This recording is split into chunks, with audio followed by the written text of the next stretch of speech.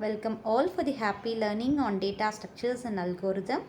And today we are discussing about the second module, and under second module we are discussing about fifth session, which is all about arrays. First we'll compare the difference between the data structure and the storage structure. We all know that what is data structure. We convert our data into a structured form, into an organized form, so that data is converted to an information. We use a logical or mathematical model to organize those data. Okay, this is what a data structure is. And what is storage structure? When we give a logical ordering of a data, it has to be stored in a memory. It has to be stored in a memory of a computer. That portion of that content we say it as storage structure. The data is what we use to organize and to convert into a data structure.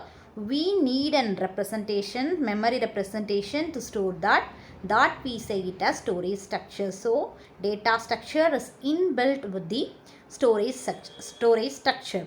There are a number of storage structures available to order our data and to store our data, and we'll discuss that one by one. There are two ways of representing our data in memory. The first one is in the form of arrays. What is array? We all know what is array. We have already discussed that in the first module. It is nothing but the hierarchical sequential representation of a data. We store the data in a sequential memory location, and further process of insertion, deletion, everything will be carried out from that particular memory location. This we say it as array. When we store a data in a sequential order. What is sequential order here? The data, one data followed by the other data. This type of representation we say it as arrays. Whereas we have the other form of representation which we refer as linked list. In the linked list we use the concept of pointer, where we are going to point the address of the element. Okay, generally there are only two ways of representing the data in memory. The first one is arrays. We store the data in the sequential order here, and we access through that memory location. The second way is we use a pointer or we use a link. Okay, we use a link which is linking the address of the data. This is the two ways of representing the data, and we'll discuss the first type in it, that is array. We all know array is a defined set of homogeneous element. What is homogeneous here? Arrays can store only the similar data types, that is same data type. It can hold the data values of a similar data type or a same data type. Okay, that is, it can contain only one data type, whatever it may be. It may be either an integer, or it may be a float, or it may be a character. Whatever it may be, it can hold only the similar data type. Okay, this is all about the introduction of array. We'll see how to declare an array. This is the syntax to declare an array. Int array of 10, where int is specifying the data type. Here the data type is integer. So int specifies the integer data type, and array ARR specifies the array name, and 10 specifies the size of the array. So here it represents that integer data type of 10 elements can be stored in the array. This is what declaration of array is. Okay, we'll see the representation of array.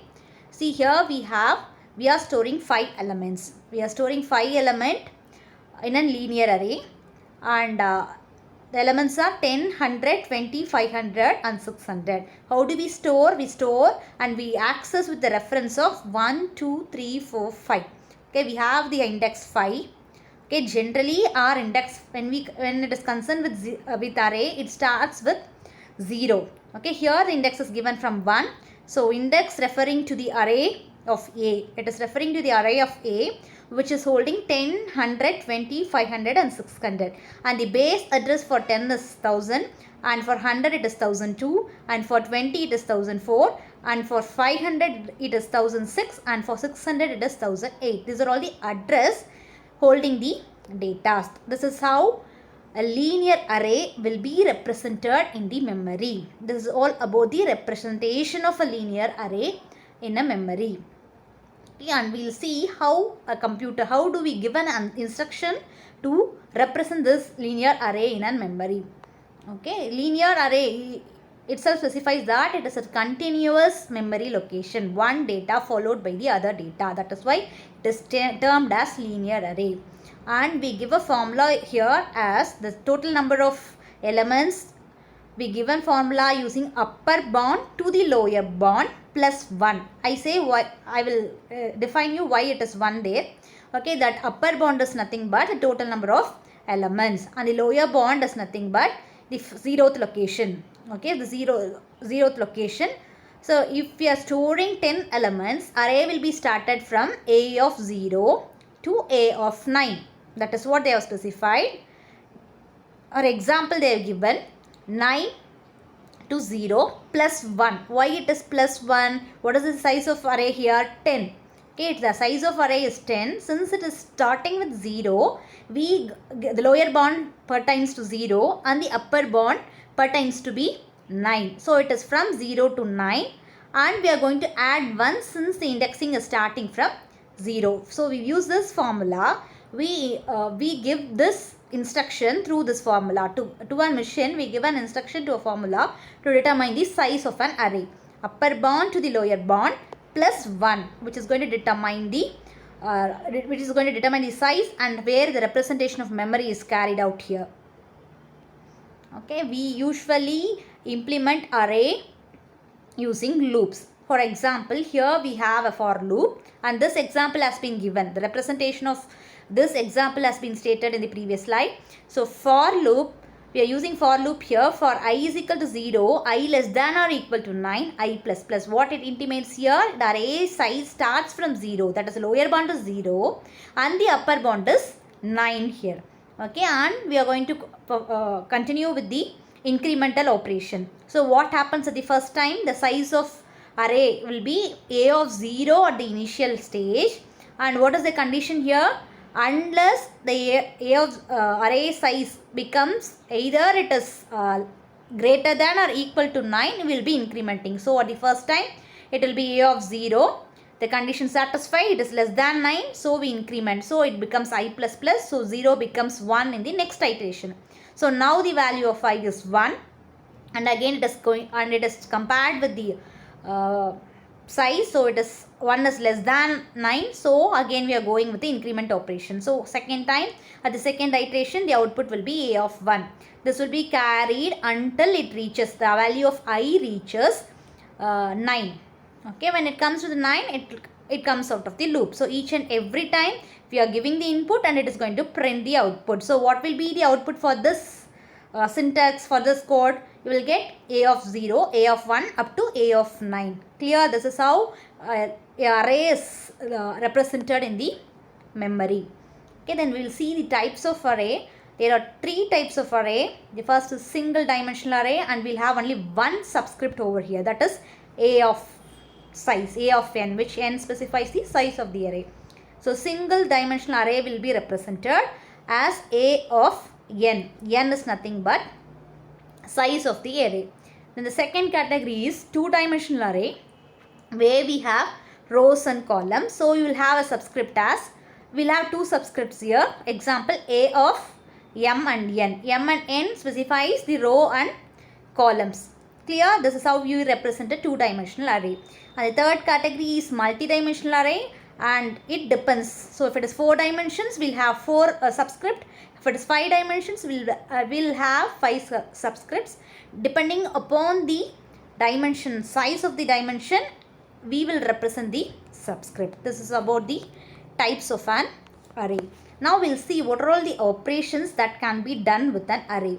We have several operations which can be performed in array, like traversing, searching, insertion, deletion, sorting and merging. So day-to-day application what we are using involves all these applications. So traversing is nothing but finding a particular, traversing is nothing but traversing through all the nodes in the array. Searching to search a particular data in an array. Insertion to insert an array into an a particular position, and a deletion will be deleting a particular element in an array, and sorting will be capable of sorting the in any specific order, either in an ascending order or descending order. We give a certain scenario to sort there, and merging to compare to merge the two arrays. These are all the operations that can be carried out with an array. So I have given you two examples here. See here, now the first condition is find the address of array of 6. Okay, now when you give this, and they are given that each and every array occupies 1 byte. So it will be obviously character, it will be holding a character value. Okay, now what is the formula here is to find the address. What we give is to find the current address. The formula what we use is that the address to be specified, we specify it as in k. Okay, the base to the lower array plus, and what is the size here? Here it is 1 byte. W represents the size of an array. K to the lower bound. So what is the base value? Base value we have here, we have 200, and byte is 1 byte. So 200 plus 1.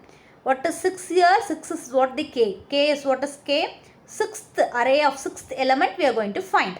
Okay, so it is 6. We are going to replace k as 6, and to the lower bound. To the lower bound is 1 is our lower bound. See, LA of 1 is our lower bound. So when you substitute that, we will get 200 plus 205. So at the 6th array, we have the value of 205. Clear? Similarly, the second example, the same thing. We are going to find in the same procedure. The only difference here, it is of 2 byte. So instead of in the value W, we will be replacing 2. Again, we will get 200 plus 2 into, we are going to find 16th array. So it is of, we are going to substitute 16 for k. It is 16 minus 1. So it is 15. So 15 into 2, it is 30. 200 plus 230. So in the array of 16, we will have the value of 230. Clear? This is all about the introduction to array and types of array. Thank you all.